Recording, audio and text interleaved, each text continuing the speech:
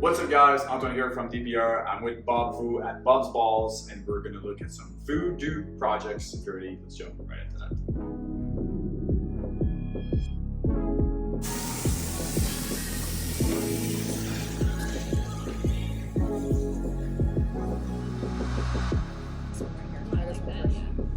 Take this one.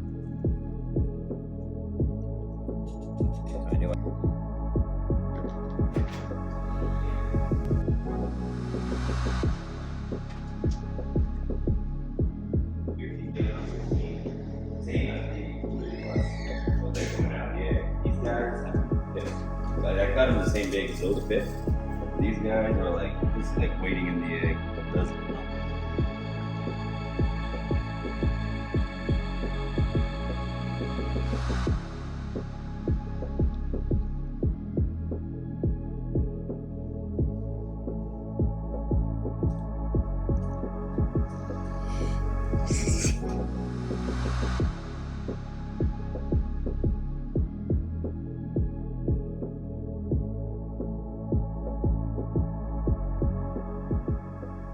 Here we have a Super Voodoo with a little bit of size on them.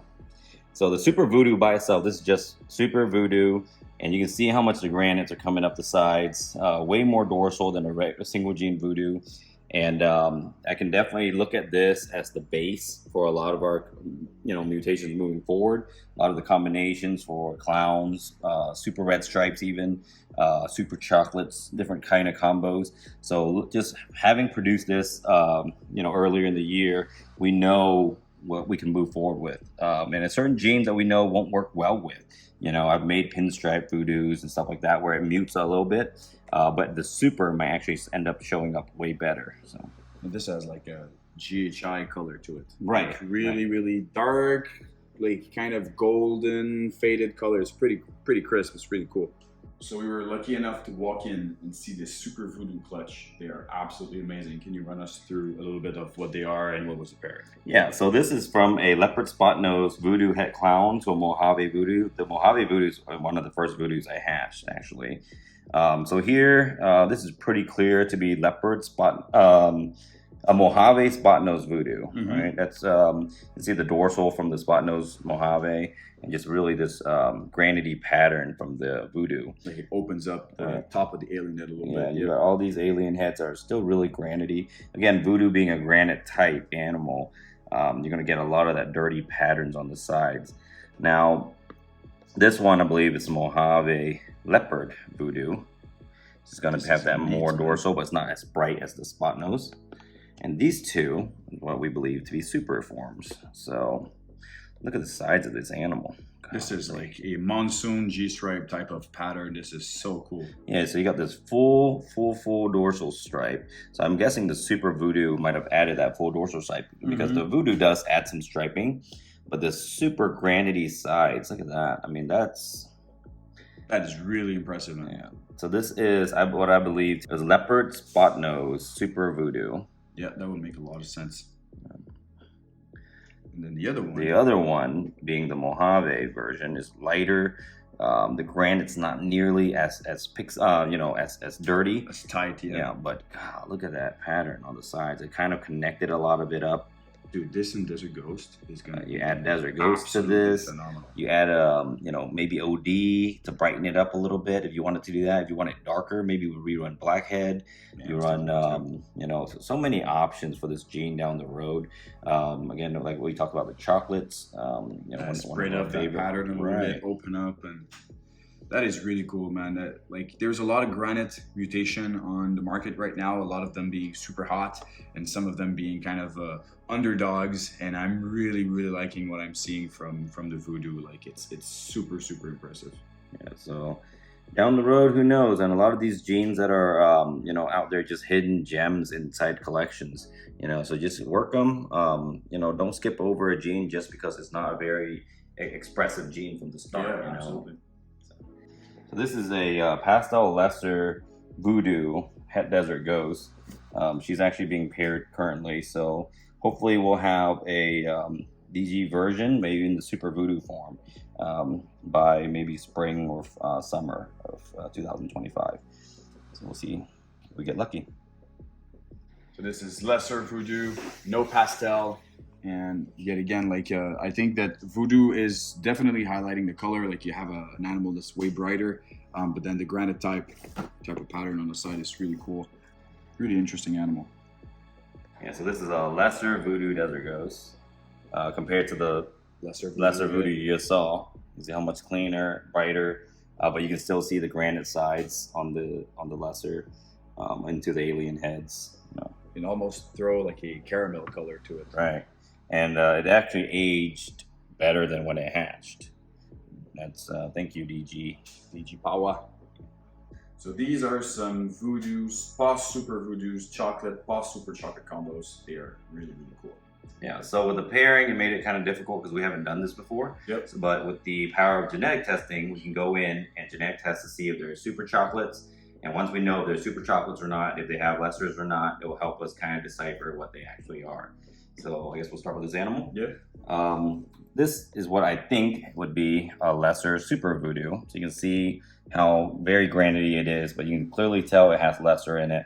We're testing it for chocolate and super chocolate just to see. It's dark enough, it could be, right. But yet again, I love the dorsal, how it's just like a little spread of dots all across the back. It's nothing like a stripe, really just like little dots everywhere. And if this animal is chocolate, they'll help us decipher the others. Right. And if it's super chocolate, then we're really confused. If this is super chocolate, definitely I think we have to go back to the drawing board and understand some different things. So this, with all the white sides and this crazy blown up pattern on the sides here, I believe this to be a super chocolate Super Voodoo. And the testing, as long as it comes back super chocolate, we'll kind of know, because I can look at this and tell you it's most likely Super Voodoo, right? So once we know it's super chocolate, it kind of confirms the genetics a little bit. But it's really nice animal. You have this kind of like pattern where it's almost influenced by like a stranger or something like that. White sides with like dropping pattern from the dorsal. Yeah, so as you can see down the road, we could definitely do black heads and stuff like that. That really enhances the dorsal and adds more contrast to this animal, right? So once the genetic testing comes back on these, I believe this is the same animal, but it's lesser instead. Yeah. So this will be a lesser Super Chocolate Super Voodoo. Again, I'll be honest, I like that better. I like the higher white sides, a little bit darker animal. So, but this gives us a little more of the palette itself to know what to work with down the road, with it being a loosely complex animal, Super Chocolate, Super Voodoo, lesser. So that kind of moves us forward where we're going to go with this project, right? We're going to go clown, we're going to go desert ghost. I've already mentioned to you guys, we did desert ghost pairings and stuff like that to make the supers. So this here is just a single gene, single copy Voodoo clown. And this one is head desert ghost. So eventually we're going to go into desert ghost, Voodoo clown, Super Voodoo, desert ghost clown, stuff like that. But you can see how the influence of the back stripe and the actual alien heads are more pixelated, more granity. So this animal down the road, even with just being a single dose of Voodoo, we have a lot of options to go into the supers and adding all the genes that like chocolates, black heads, and spot nose. It's just a lot of options for us. So this here, what we have here is a Voodoo Batman. Now with the Batman, it's already very overpowering, but you can see the Voodoo kind of just poke through here with all these granite types on the back end of the animal. Now obviously this, I think in the Super Voodoo form, is going to have more dorsal pattern, and it'll be even more granite on the side. It'll be more broken up here. You can see Leopard and Voodoo really fighting in this gene, trying to, one's trying to break down the pattern and one's trying to connect it back together.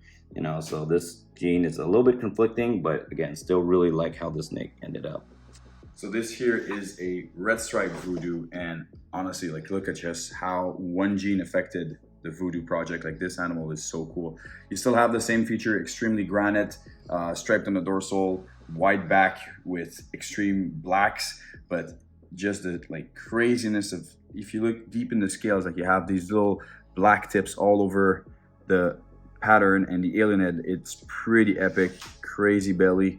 Such a cool interaction for just Voodoo and red stripe. And on the dorsal, which doesn't happen often, you have a little freckle of black on the back stripe, which honestly I've rarely seen. I think if you go like red stripe Cypress Voodoo, you could have, imagine you have like a super clean sides and then you have those black spot on a striped dorsal animal. Such a cool interaction. I'll pick the female.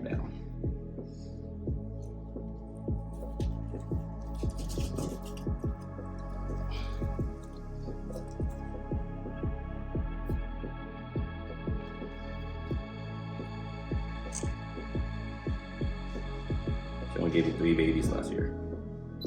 That's it? Yeah. All live birth, right? All live birth, yeah. But I think I didn't feed her as heavy last year. Yeah. She wasn't that old. And this year she's much bigger, older, a more seasoned male.